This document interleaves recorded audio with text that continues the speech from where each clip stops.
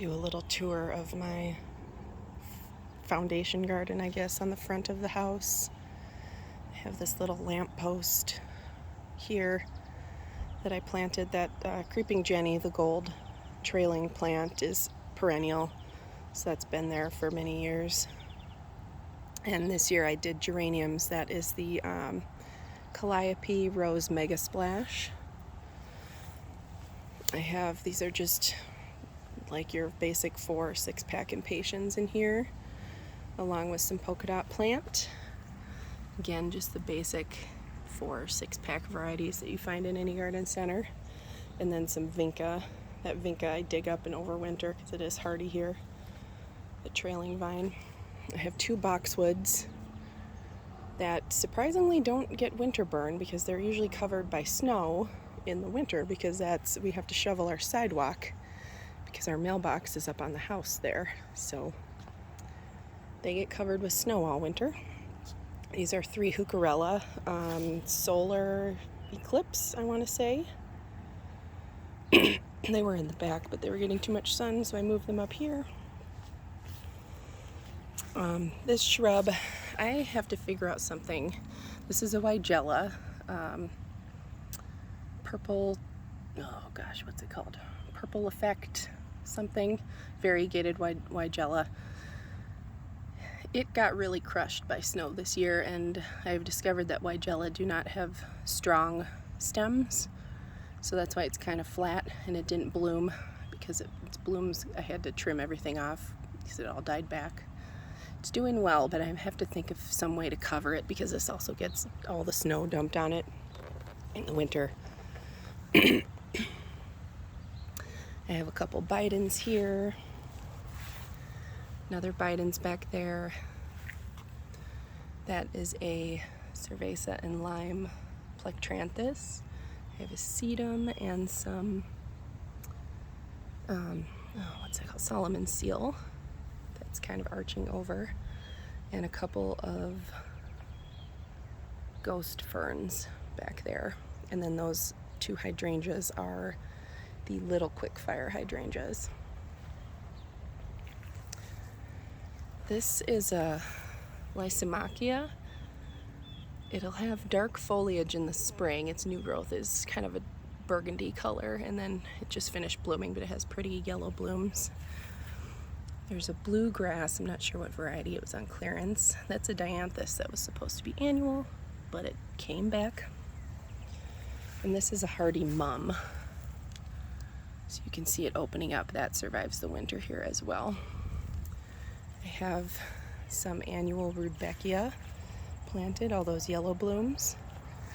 And this variety, I'm really impressed with it because it has these gorgeous like double blooms. I haven't seen that before on some of them. There are 3 Astilbe in front there. They're looking a little rough because it's been so dry this year. I have an Island Breeze hosta in the back. And that, oh, I need to cut that flower. That is a hellebore.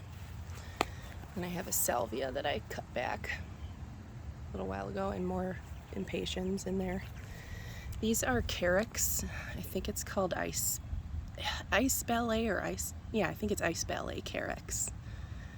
Again, they look like a grass, but they're actually a perennial, and they like a lot of moisture, so again, with the drought, it's been kind of tough. They have a lot of dried leaves, but they're still doing good. I have a couple annual verbena in here. I think this one is called,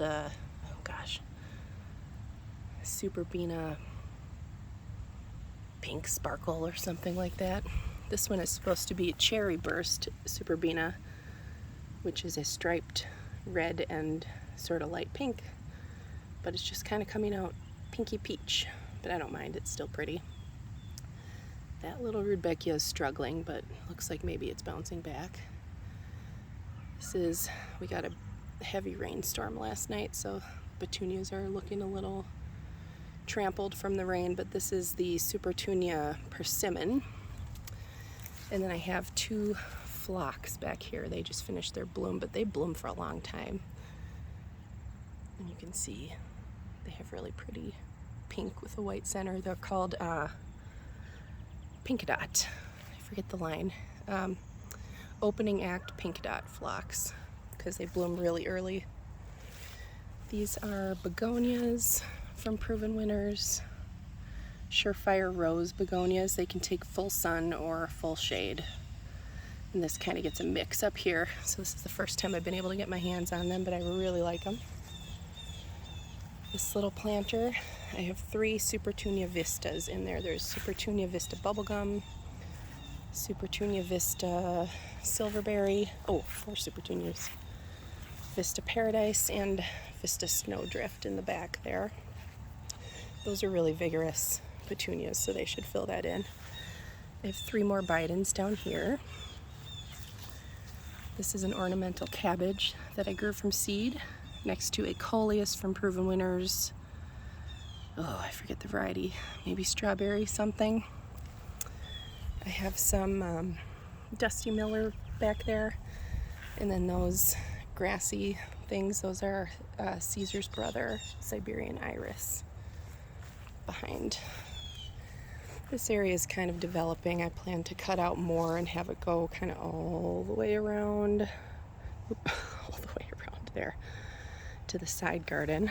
That's a yew that was here when we moved in, and I planted this barberry limoncello a few years ago. You can see the rain kind of battered down the hollyhocks that were towards the end of their bloom. This area I just kind of start with seeds and let it self-seed.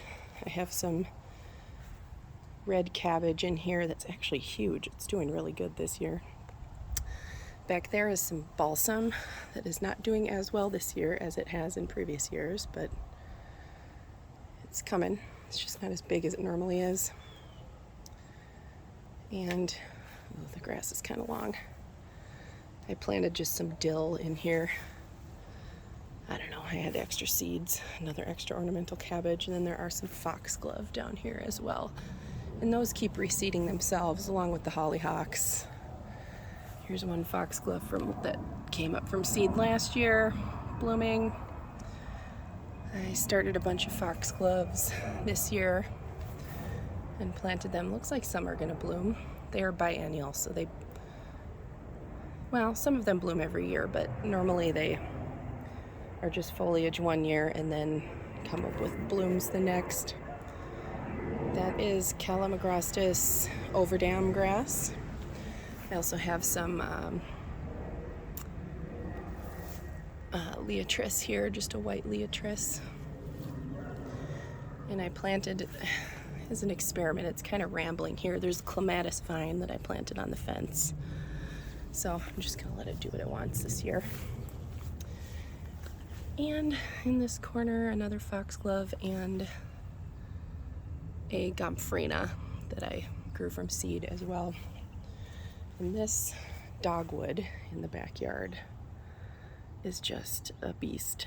So next year I'm going to trim that back a lot harder, and I think this area will get more sun, and I want to expand it too. The edge is already kind of taken over by the grass, but you only have time to do so much in a year.